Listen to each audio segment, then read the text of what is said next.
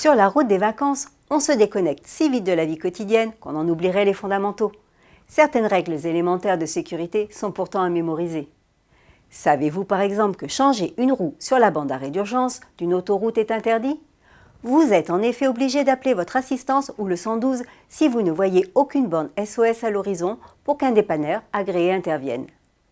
Des applications à télécharger préalablement sur votre smartphone, telles SOS Autoroute pour les réseaux APRR et AREA ou l'appli Vinci Autoroute, peuvent aussi vous faire gagner du temps.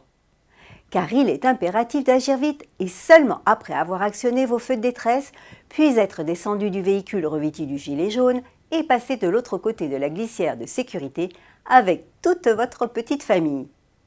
De là seulement, vous pouvez prévenir et attendre les secours, pas avant.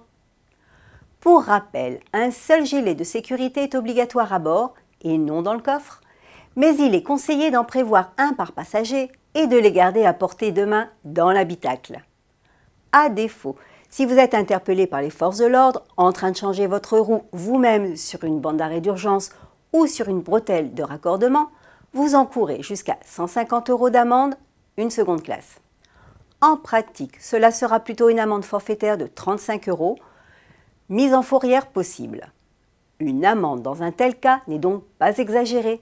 Le danger sur une bande d'arrêt d'urgence est bien réel et la durée de vie très limitée.